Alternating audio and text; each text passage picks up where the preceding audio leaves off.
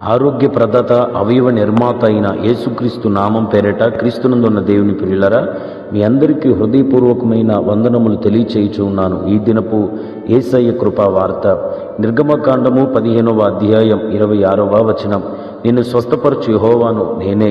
క్రీస్తునందున్న దేవుని ప్రియులరా, మన ప్రభువుని యేసుక్రీస్తు ఆరోగ్య ప్రదాత అయ్యున్నాడు. సమస్త మానవుల ఆత్మ సంబంధమైన, భౌతిక సంబంధమైన సకల విధములైన సర్వ రోగములను తొలగించుటకు శక్తి కలిగిన దేవుడు. ఆయన మన బలహీనతల కొరకై నల్లగొట్టబడినని, ఆయన పొందిన సమస్త విధములైన సంపూర్ణమైన గాయముల ద్వారా ప్రతి మానవుడికి సంపూర్ణమైన స్వస్థత కలుగుతుందని లేఖనాలు సెలవిచ్చుచున్నాయి. కనుక దేవుని ప్రియులారా, ఈ రోజున మీరు ఆత్మీయంగానైనా భౌతికంగానైనా చెప్పుకునే రోగాలు కలిగి ఉన్న, చెప్పుకోలేని రోగాలు కలిగి ఉన్న, ఎటువంటి రోగములైనా ఒకే ఒక్క శాస్త్ర సంబంధమైన చికిత్సను ప్రభు అనుగ్రహిస్తున్నాడు. అది ఆయన గాయాలలో ఉండే సంపూర్ణ స్వస్థత. మీరు ఈ వాగ్దానాన్ని పొందుకొని మీరు సంపూర్ణమైన ఆరోగ్యవంతులు ఉండాలని ప్రభు ప్రేమను బట్టి ప్రభు సన్నిధిలో ప్రార్థించుచున్నాను. క్రీస్తునందున్న దేవుని ప్రియులారా, పరిశుద్ధ గ్రంథంలో ఎందరో మంది భక్తుల్ని, కుంటివారిని ప్రభు నడిపించాడు. మోగువారిని మాట్లాడేటట్లుగా చేశాడు. చెవిటి వారికి వినికిడిని, అలాగే చూపు లేని వారికి చూపుని, అలాగే ఎంతో మరణ పడకలు ఉన్న వారిని కూడా వారిని సజీవులుగా లేపిన దాఖలాలు మన పరిశుద్ధ గ్రంథంలో అనేక చోట్ల మనకు తారసపడుతున్నాయి. అవి లిఖితపూర్వకంగా అవి వ్రాయబడటం మాత్రమే కాదు, నీ జీవితమందును నా జీవితమందును ప్రత్యక్షపరచబడాలని ప్రభు కోరుకుంటున్నాడు. కనుక నీవు దేవుని వలన స్వస్థత పొందగోరుచున్నావు గనుక నిత్యముగా ఈ కార్యములు, ఈ దినమున ప్రభు తెలియచేస్తున్న కార్యములు మనం అనుసరించిన ఎడల దేవుని యొక్క స్వస్థత శీఘ్రముగా మనందరి జీవితాల్లో ప్రభు నెరవేర్చునుగాక.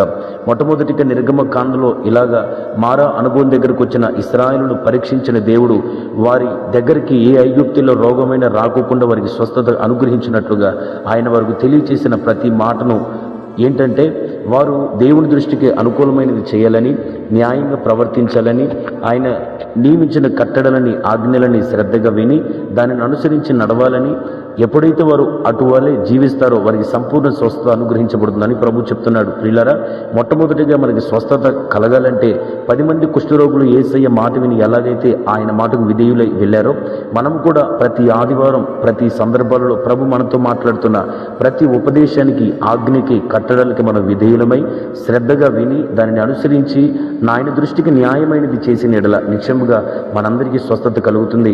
రెండవదిగా, కానాను స్త్రీ కుమార్తె విషయమై దేవుడు సంపూర్ణమైన స్వస్థతను అనుగ్రహించాడు. కారణం, ఆవిడ మాటి మాటికి ప్రభు సన్నిధిలో తగ్గించుకొని ఆయన సన్నిధిలో ప్రార్థించింది. అంత మాత్రమే కాదు, హిజ్కియా కూడా కన్నీటి చేత ప్రార్థించినందువలనే తనకు మరణకరమైన రోగం నుంచి విడుదల పొంది స్వస్థత పొందాడు. రెండవదిగా, మీరు ఎడతెగక ప్రభు సన్నిధిలో ప్రార్థించి మీ రోగం నిమిత్తమై విజ్ఞాపన చేయండి, ప్రభు మీకు సంపూర్ణమైన స్వస్థత అనుగ్రహిస్తాడు. మూడవదిగా, 18 సంవత్సరాలుగా వంగిపోయిన అనుభవం కలిగినదై నడుము బలహీనం చేత బాధపడుతున్న ఓ తల్లి ప్రతి ఆదివారం సమాజ మందిరంలో కనపడుతూ దేవుని ఆరాధించుటకు వస్తుంది. అయితే ఒక దినమున దేవుడే ఆవిడకు తారసపడి ఆవిడికి సంపూర్ణమైన స్వస్థతనిచ్చి వంగిపోయిన ఆవిడ జీవితం నిలబెట్టి స్వస్థపరిచినట్లుగా మనం చూస్తూ ఉన్నాం.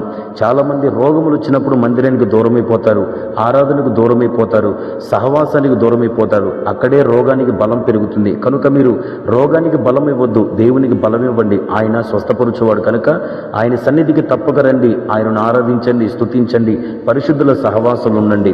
4వ మాటను మనం పరిశుద్ధ గ్రంథంలో చదివితే కీర్తన గ్రంథంలో ఇలా రాయబడి ఉన్నది, ఎవడైతే బేదలను కటాక్షించి కనికరించి బేదలను ఎడల దయచూపు వాడై ఉంటాడో వాడు రోగశయం మీద పడి ఉన్నప్పుడు యెహోవా వారిని కనికరించి వారిని సంపూర్ణ స్వస్థతను కలిగించే వ్యక్తిగా ప్రభు మారుస్తాడని వాక్యంలో రాయబడి ఉన్నది. కనుక మీరు దాతృత్వ హృదయం కలిగిన వారే అనేకులకు సహాయం చేయాలని ప్రభు ప్రేమను బట్టి మీకు తెలియపరుస్తున్నాను.